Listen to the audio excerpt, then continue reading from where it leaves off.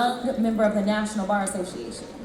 And I just want to be clear that there are so many amazing young people in this world, and all they need you to do is to take the time and to pour into them.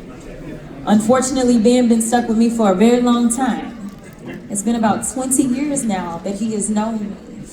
And unfortunately, he's had to do the fundraisers for me and all the things, but he has never left my side. And that is why when I got the call, I was gonna show up in CK as a past national president as well of the National Bar Association. What you're seeing is legacy here with us. And so as y'all go through the weekend, kicking it, drinking, partying, all the good things, there's so many generations of Greeks, whether you are a member of the best sorority ever, or another one, it's fine, or whether you just happen to be a bro. I just want to make sure that you take, this is my charge to you, each and every one of you. I want to make sure that you find somebody who's from another generation than you. I want you to find out what it is that they are doing in their lives.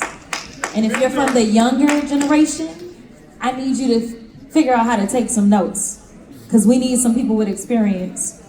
And if you're from the older generation, please do not gatekeep, because the younger generation needs to be ready. So again, I'm just saying that because these people have always had my back. And so I'm so honored to be here, so let's get into it. Yes, ma'am. She always speaks truth to power. But since you shouted out the ladies in red, I have to say thank you to Fernandez Anderson and the host chapter of Sundresses and Searsuckers. Y'all give it up for them having a party with a purpose. And I would be remiss, Congresswoman Crockett, if I didn't say, now all great men may not be members of Omega Psi Phi Fraternity Incorporated, but all members of Omega Psi Phi Fraternity Incorporated are great men.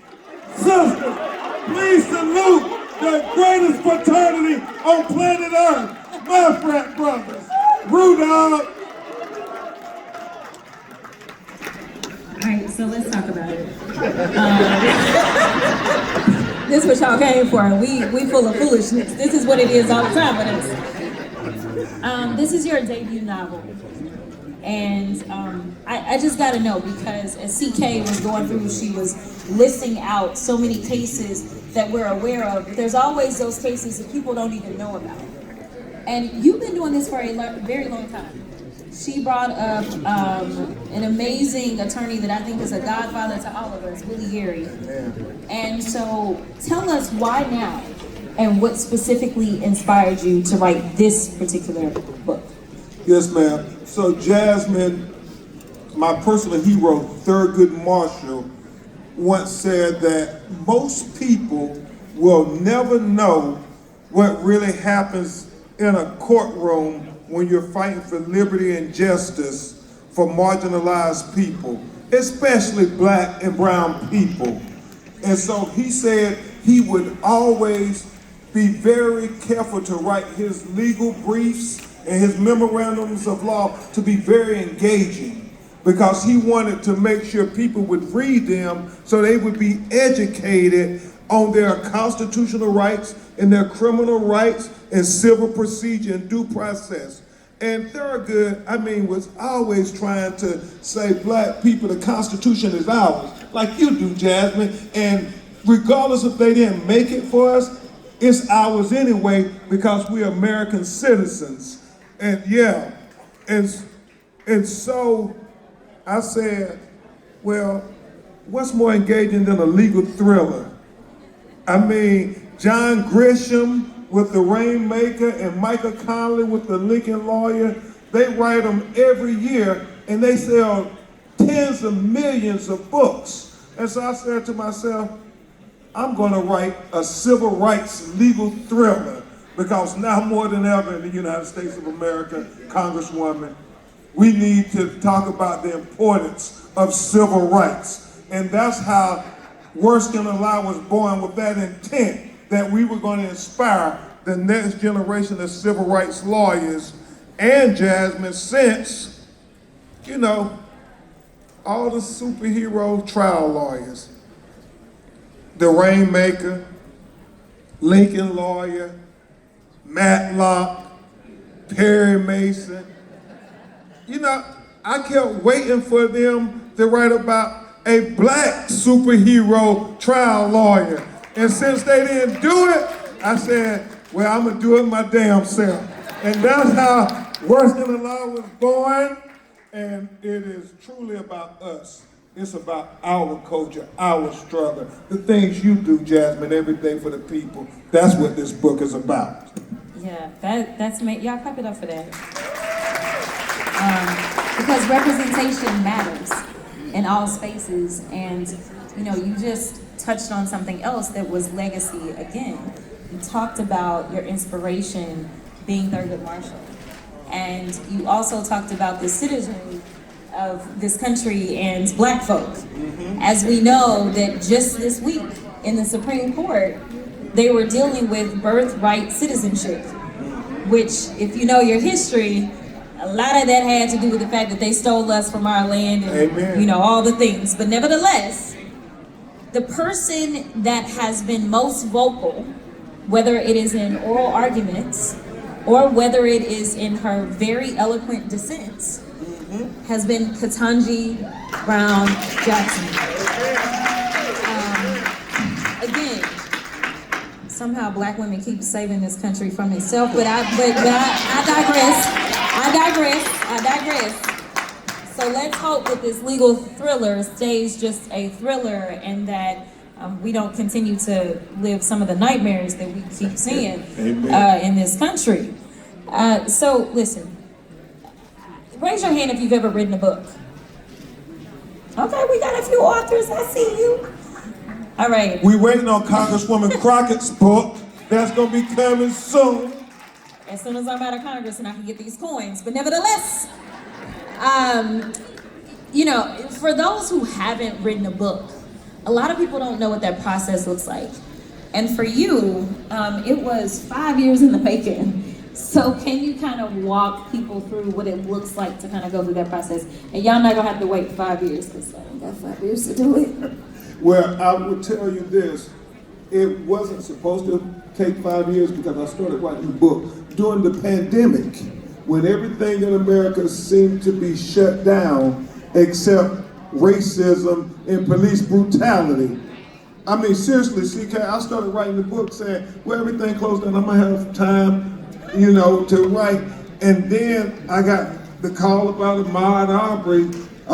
His daddy said his son was lynched for jogging while black, not in 1940, not in 1950, but in 2020, Jasmine. And so during the pandemic, Dr. Heavenly, we went to Brunswick, Georgia, and you know, we fought for them, and then we got a break.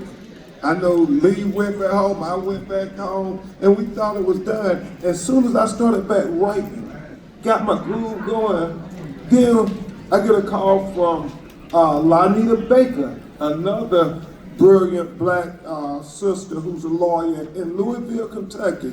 And she was the National Park president at the time. And Jasmine, she said, Ben, they killed this young sister who was a college student in her own apartment while she was in her nightgown. And she said, nobody seems to care. And I was like, man, I had just committed, like I ain't going nowhere, I ain't gonna get COVID and everything. But as the father of a daughter, I was like, man, I gotta go. And we went and we started trying to make everybody say her name, Breonna Taylor. And then Oprah Winfrey helped us out, bought all the billboards in there. She didn't come, but she bought all the billboards in Louisville, Kentucky, which helped us a lot. And as I'm writing the book, it is being therapeutic to some degree, because it's really emotional because I did get to talk with Breonna's mother last week, and y'all know what happened. They, dismissed all the charges against the officers who were convicted for killing that beautiful black princess. And when I was writing the book, the title, one of the main characters, Hollis Montrose, is shot 10 times by the police. And when I was writing the book, I saw the homicide photographs in my mind over and over again of Breonna laying dead in her hallway with 8 bullet holes, and her gown was covered in blood. And it was just one of those things, once you see it, you can't unsee it. And so that, we went through that episode, stayed in Louisville for about a month, came back home finally, and thought that, okay, nothing else can happen. It's a pandemic. And so we get situated and we are going forward writing, and then we get the call from the family members of George Perry Floyd that this video of him literally being tortured to death for 9 minutes and 29 seconds. And then I had to leave my home again. Man, my wife and family was like, hold on, Negro. It's a pandemic, but if we don't answer the bell, who will? And so I went to Minneapolis for 2 months and fought for George Floyd. But that's why I have so much respect for you, Jasmine. I know you're my sister and we talk a lot, but I want to say publicly what I tell you privately. It is not easy when you put yourself in the line of fire every day to speak up for black people, to stand up for black people, and to fight for black people. And that's what we were doing, and that's what inspired me to keep writing. And every time I see you in the halls of Congress advocating for us, man, I get so proud, Jasmine, because I say that is what our children need to see, that the struggle is real and that we don't get depressed because the struggle. No, we celebrate the struggle because we know that can give them a better tomorrow. So thank you for all of us, Jasmine. He's being modest, y'all. He brings up charges being dropped. We've seen a lot of people somehow getting off for their criminal acts here recently, while other people are being over-policed. Now, we're not necessarily over-policed and over-prosecuted. That's nothing new to our community, that second part. But this part where people are so flagrant with their criminality, and then saying, and what you gonna do about it? Like, who gonna check me, boo? Was the attitude of this administration. He talks about me, but the reality is that when he just talked about Breonna Taylor's mom has been to the Congress. She is still fighting because she doesn't want there to ever be another Breonna Taylor. I have legislation that I am carrying along with someone from her home state. It is important that it's important that we connect the dots on these things and that we don't let their names be forgotten ever. That is why it is always so important to still say her name, because the very next George Floyd or Breonna Taylor could be right here. Amen. So it's so important that we stay in this, and it's so important that we have a real AG, because the other one, she just got fired, y'all.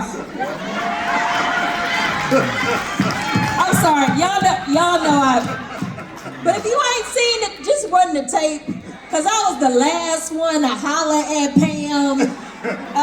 Yes, bye girl. Okay. That's why we love Jasmine Crockett. All right, but this does segue into my actual question, my bad, y'all. Why was it so important for you to contrast the great joy of Barack Obama's election with the tragedy of Hollis's shooting? Yes, so I know a lot of you read the book. If you haven't read the book, It starts out, the very beginning of the book, the night of the historic election of President Barack Obama. And Congresswoman Crockett, when you're writing fiction, you get the license to be very intentional, to take the reader on the journey that you want them to go on. And so I wanted to create an allegory where you used symbolic figures and symbolic events and symbolic settings to create abstract ideas in the minds of the reader. Like, if we elected the first black president in the United States of America, would we then be living in a post-racial society, a post-racial America? You know, Jasmine, a lot of people believe that. I know people here didn't believe that, but a lot of people believe that if we elected a black president, we won't have any racial issues.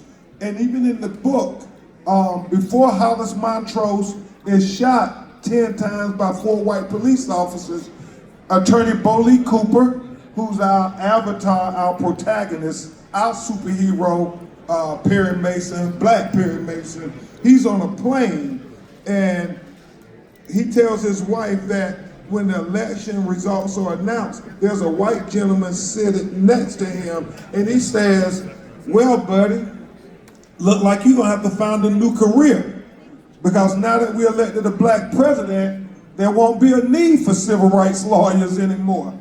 Because a lot of them really believe that, y'all.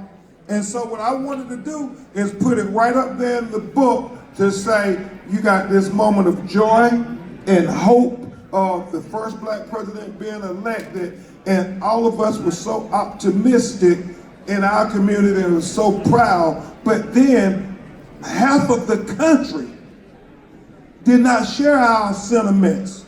They were not elated about the first black president. In fact, they were going to react.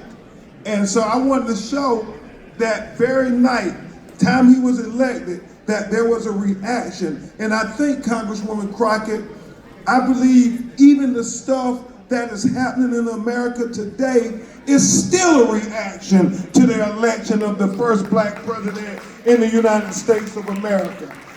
And so it's so deep, Nate Van Ward, because when you think about it, you had him getting elected, and then you had these 4 white officers shoot him 10 times, even though he was a black police officer who was licensed to carry a weapon. He's down there on the ground when you read the book, and he is literally saying, "I'm innocent, you know, I'm a police officer." And they say what we've heard so much, Jasmine, because Jasmine is a real civil rights lawyer. They say, just comply and shut up. How many times have they told our clients, Jasmine, they should have just complied?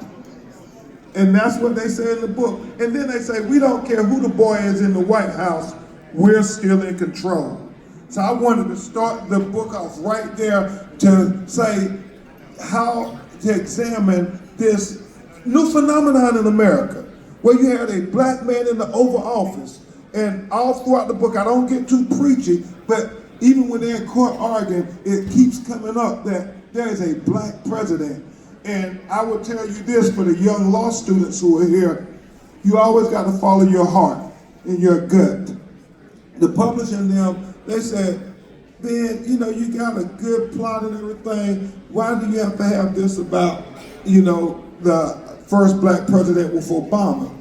And I was like, no, it's important. It's what I'm trying to convey and so forth. And we have a tug of war, but I insisted that, no, this is my book. This is the series I'm trying to create.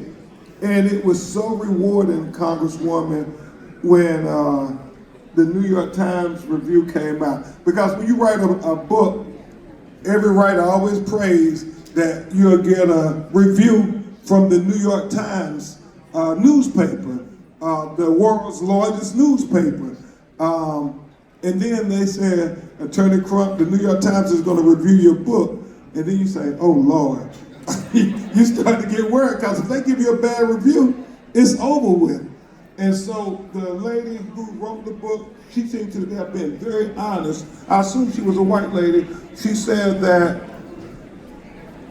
I must admit I had a bit of skepticism when I was reading a fiction novel by civil rights attorney Ben Crump, but I was pleasantly surprised how much it kept my attention and how much they had plot twists and turns. But then the real thing I love that she said it's not only a good legal thriller, but she said it is wrapped in Black culture. And I love that. And then she said, to validate my point about Obama that some people couldn't understand, she said, and it is a historical reference point for the United States of America. I said, thank God. Go with your heart. And so that's why I put the Obama thing in there, because Jasmine, it has such a lasting impression on America because elections matter.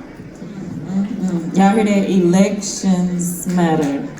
Say it with me. Elections matter. Okay, not just the elections, but the fact that the people got to actually show up and vote in their best interest. Okay, all right. Elections matter. They do. So the title is Worse Than a Lie. And I'm trying to understand what could be worse than a lie in your eyes, in the author's eyes. Yeah, you know, and that was another intentional thing. My mother raised me and my two little brothers as a single parent, working 2 jobs. And so me and a lot of my cousins got raised by my grandmother. You know, Black grandmothers are just brilliant. And my grandmother was, like I'm sure many of you grandmothers, just brilliant. I mean, she only had a 3rd grade education, Jasmine, but she's still the most brilliant person I've ever met on the face of this earth. She had that common sense type wisdom. And I've said it before, my grandmother, she would keep us and all us little nappy-headed kids, we'd be trying to plot and so forth. And I remember, Dr. Heavenly, it was raining real bad one day, and we said to my grandma, "Oh, Grandma, it's raining real bad out there. You see that storm? It's bad weather. I don't think we can go to school today." And my grandmother, without missing a beat, she said, "There's no such thing as bad weather. There's only people who didn't properly prepare for the weather that day." And I just said, man, we can't get nothing over on this old woman. But that's Black. Yeah, any of y'all got Black grandmamas like that who are just wise. And so it was my grandmother who gave me the title of the book, bless her heart. She said on more than one occasion, what's worse than a lie? That is to tell the truth and have nobody believe you.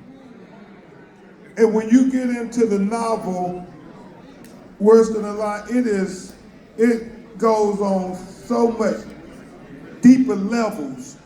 I mean, you in court and you're fighting for your freedom. And you've been shot 10 times, survived, but they're still trying to blame you and put you in prison for life until you die. And so it's deep because Bowley Cooper and them think just like most of us, if you got video, it should not be that easy. But we know it doesn't matter. The powers that be continue to conspire to conceal, to oppress the truth every chance they get, whether it's in Congress or courts or whatever. The powers that be don't look at the truth like we see the truth. They try to spin it. And y'all, I'll say this. What inspired the title, Jasmine, was so many sisters and brothers every day in every city, in every state, in courtrooms all across America, go into those courtrooms and are forced to lie on themselves and enter into trumped up plea agreements. And I do mean trumped up plea agreements because they know the alternative of rolling the dice and going to trial with a jury of anything but their peers will likely result in them going to prison for decades for a crime they didn't commit. And that, sisters and brothers, is worse than a lie. That's so deep. You were a public defender. Yeah, no, seriously, yeah. PTSD over here. For sure, there are, I was inspired to run for office because of real life experiences in the courtroom. Whether it was the civil rights cases, showing up to the mom and explaining that there's this thing called qualified immunity, and we are doing our best to get over it, and yes, your child is dead, and yes, your child should be here, and yes, your child was worth more than the $2 that they want to give you for them deciding that your child was a threat just because your child had some actual melanin in their skin. For me, it was about changing the system that made it to where a mother would not only lose her child, but then would be told that her child didn't matter. Yeah. The same thing with those that were entering pleas of guilty, even when I'm like, no, fight it out with me. One of the last cases that I tried, or was supposed to try, before I went into the state house was a capital murder case. And this particular defendant was actually a juvenile. So he was 16 years old. They certified him as an adult. And they said, yes, we are going to try him as an adult. And they could not execute him, because that's what we do in Texas. They couldn't do that because he was under the age of 18, and federal law said that they couldn't. But long story short, his mom was on probation. His dad was in prison, and his stepdad was on parole. They all told him, there is no way you can let a public defender take you to trial. Wow. There is no way that you can put your future into the hands of these people you've never met. That kid rode with me. I was very nervous about it, but I was very confident in the case. The week before I was supposed to try it, they came at me. They had been offering me 30 years day for day. They said, we'll give you 10 years, he'll be eligible for parole in 5. I begged him to take it. I'm gonna be real, because I never wanted this kid to potentially lose his entire life. He said, no, I believe that you got my back. Wow. The day before trial, they dismissed that case. So, let me tell you this. That's what I'm talking about. Let me tell you this. The theme that I hear over and over and over, I know we talked about voting, but civic engagement as a whole matters. Yes. It's not just voting. It's being educated about what is actually on the ballot. It's being educated about who is on the ballot, and it is about jury duty. Amen. I was circling around to that part. Amen. It is about showing up. Because some people, in fact, the people that love to show up, look at so many of us and they don't believe us. And there's this thing such as credibility, and a jury is given the benefit of the doubt of judging the credibility of the witnesses. And some people just don't understand us. And so I want to encourage you, as Georgia, y'all just went through an election where a member of Omega Psi Phi, Sean Harris, has been pounding the pavement, not just one election, not just 2 elections, but election after election. And let me tell you, he may have lost, but I hope you are inspired, because he moved that seat over 20 points. Now another election is going to be coming up in November, and he's still going to be on that ballot. But the point is, we got to tell everybody to show up for any and every system that currently, unfortunately, we are all being oppressed by, because the only way that we can seek some semblance of liberation within these systems is if we actually participate. Preach. All right, okay, so sorry. Right. Yep, getting back. Yep, got my notes. And I All right. got 2 more questions. And then... Let's do this one. I think that this one is really important. You kind of touched on it, but I think it's important because I've already emphasized the importance of generations. What is it that you would want young people to take away from this book? Certainly, and really, Jasmine, you know the whole reason that we talk a lot about why we wrote this book. It is to inspire the next generation of young lawyers the same way I was inspired when I read To Kill a Mockingbird. I mean, and that's the first time I saw in a book them talking about black humanity in a courtroom, that his life actually should matter to the court, not just his family. And that touched me, that always struck me. And so what I will say to the young people, especially those who are striving to be the next Jasmine Crockett's, the next Attorney Brooke Kluse's, the next Attorney Navin Ward's, and certainly the phenomenal C.K. Hoffler, all these people are smart, they're intelligent, they are articulate. But the most important thing, and I say this how Billy Murphy told me, C.K. Billy Murphy, my frat brother, 85 years young in Baltimore, Maryland, represented Don King, Freddie Gray, a lot of them. He said, Crump, you know why I get so excited when I see you on TV? He said, because I know no matter what the case is, kind of like you, Jasmine, I know you're going to speak truth to power. He said, it don't matter what the issue is, I know you're going to speak truth to power. He said, you see, we got enough intelligent sisters and brothers in America today. He said, we got enough articulate sisters and brothers in America today. But Attorney Rita, what he said we seem to lack is sisters and brothers who got courage to speak truth to power. When they get inside the room, when they get a seat at the table, when they have a voice for those people who would never have a voice in those rooms. That's what he said we seem to be lacking. And courage is more important than intelligence, it's more important than articulation, it's more important than anything. You first got to have the courage to be willing to fight. And if you're scared, say you scared and get out the way so people like Jasmine Crockett and me can go fight for black people's freedom and liberty. It's that simple, y'all.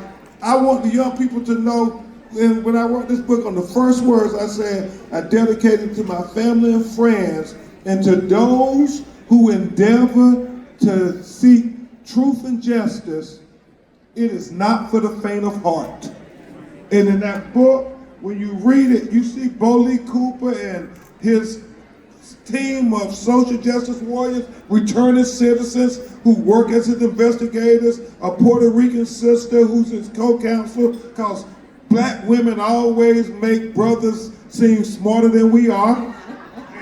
And so, you know, it's all of us working together with our resources, but the most important thing is they got courage to keep fighting no matter how stacked the odds are against them, how much the system say they can't win, they fight anyway. And that's what this book is about, having courage. Okay, I have two quick questions. One is gonna be really fun and quick. Okay. The other one is Gonna be quick, Fernandez. Okay, so award-winning Hollywood producer Packer said Worse Than a Lie is a legal thriller in the tradition of A Few Good Men, The Rainmaker, and The Lincoln Lawyer, but with a kind of flavor that audiences will love.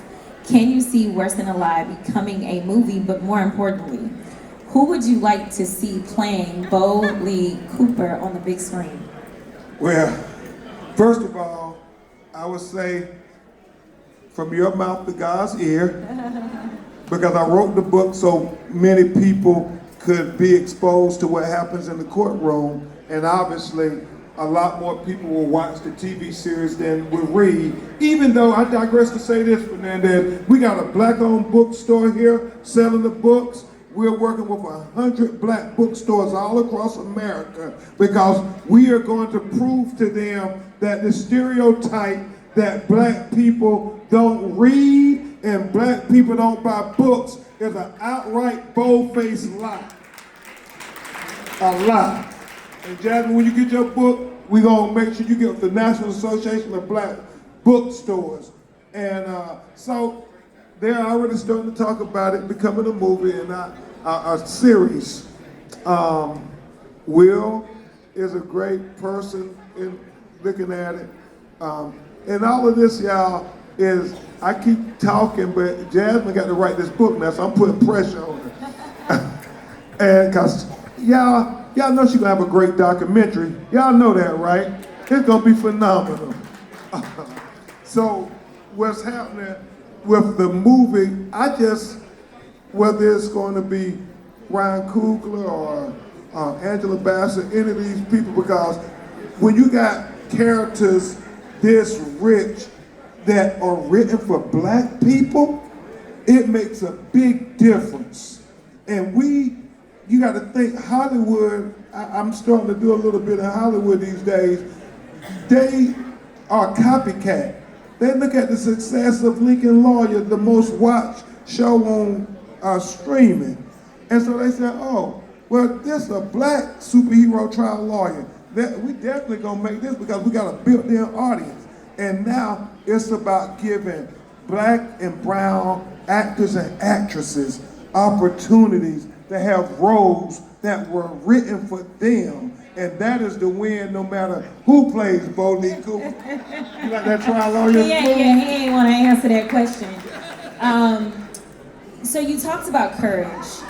And we're gonna stand up and ask this last question because they said that our time is running short. So, but you talked about courage, and a lot of people see you out front, and they may even see the protection that is necessary. But talk to us about what really comes with, like, the ugly side that people don't see. What comes with the type of work that you do in seeking justice and liberation, specifically for black people in America? Talk to us about this and how you're able to continue on in that type of environment.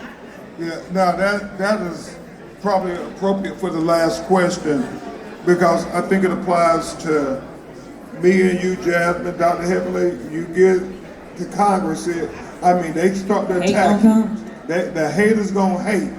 Anytime you fighting for the uplifting of black people, they gonna come. And so I try never to get caught up reading comments on social media because it's fake. It's not real. What's real is you all today. People who actually show up and say, we're gonna go to the front line to make a difference. You know how easy it is to get behind a keyboard on your phone and be a critic? It's the easiest thing in the world to do. The hard part is to go make a difference and then not be afraid when the haters and the death threats and the phone calls come to your house and you say, our children are worth the fight, come what may. And that's what I always say.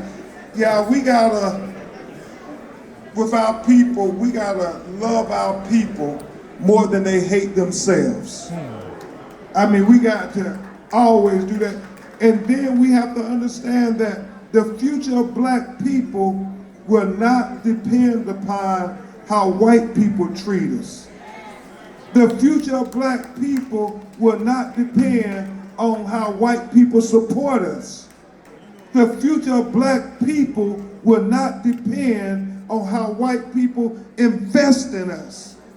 But the future of black people will depend on how we treat each other. The future of black people will depend on how we support each other. The future of black people will depend on how we invest in each other. So that's why I invest so much in leaders like Jasmine Crockett, who not only talk the talk, but they walk the walk. So any people who are striving to go out and get elected office, knowing what comes with it. Y'all don't know how many death threats Jasmine get. Y'all don't know how many harassments, how they try to sue her over and over again, take all her little government check that the Congress get. It is not for the faint of heart. But that's why, Dr. Heavenly, when you all stand up and fight for us, we gotta fight for those people who fight for us. because we got to be able to understand. Last word, Omegas. We got to be able to understand that our children are watching us. Our children are watching us, y'all. They are watching everything we do. And Dr. King said it best. The coward will ask the question, is it safe? He said expediency will ask the question, is it politically correct? And then he said, oh, vanity, Jasmine, comes along and asks, is it popular? But then he said, conscience. Conscience comes along and asks, is it right? And Dr. King said, there comes a time when one must take a position that's neither popular nor politically correct or not even safe. But there comes a time when one must take a position because their conscience tells them it's the right thing to do. I'm telling y'all, at the Searsuckers Festival, sponsored by Omega Psi Phi, it is the right thing to do to speak up for our black children's future. It is the right thing to do to stand up for our black children's future. And it is the right thing to do to fight for our black children's future. Because if we ain't willing to fight for our black children's future, we can't expect nobody else to fight for our black children's future. So thank you, Jasmine Crockett, for fighting for the future of our black children. Y'all give it up. Big Crump. Jasmine Crockett. So before you leave the stage, I just bogarted my way into this. So Attorney General Crump and Congresswoman Crockett, we want to thank you for all that you do each and every day. And I wore red today in honor of Congresswoman Crockett being a member of Delta Sigma Theta in the audience. And so we wanted to bring up for you, I've asked some of the gentlemen to bring up my son, Ozzy Hoffler, who's a Q, and Ricky Paniotti, some flowers from your sorors and others, just in honor of how every single day you represent all of us, whether we're Greek or not, and speak truth to power. We thank you, we got you, we know you, we support you, and we love you.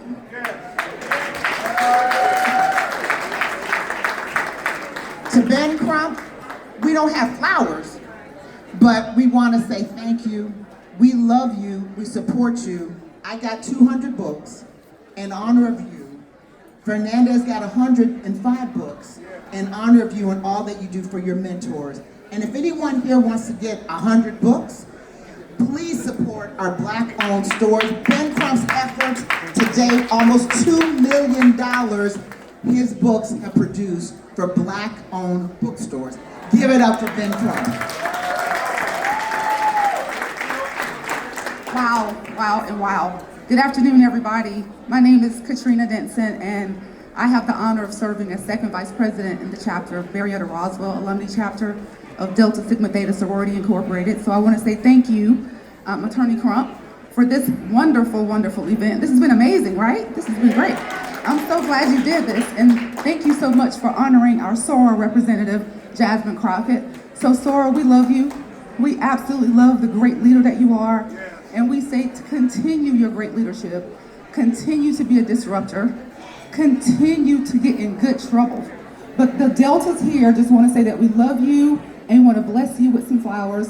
So there's so much more, certainly do. Thank you so much.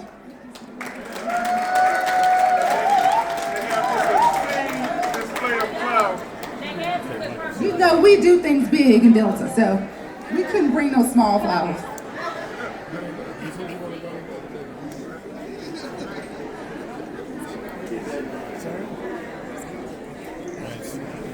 Thanks so much.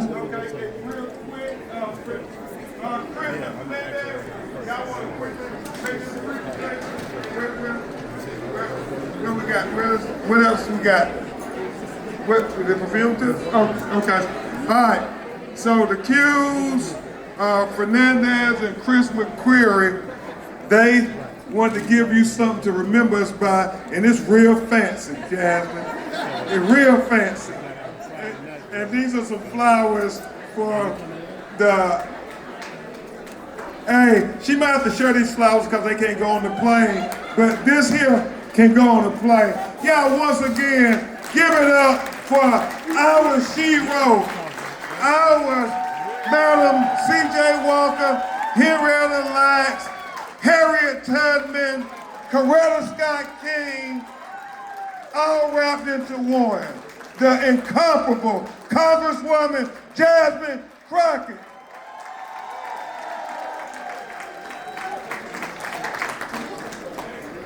Okay, we coming off stage now. Everybody, please buy a book. We want to really let them know, like Nicole Hannah-Jones saying, black people buy books. Okay.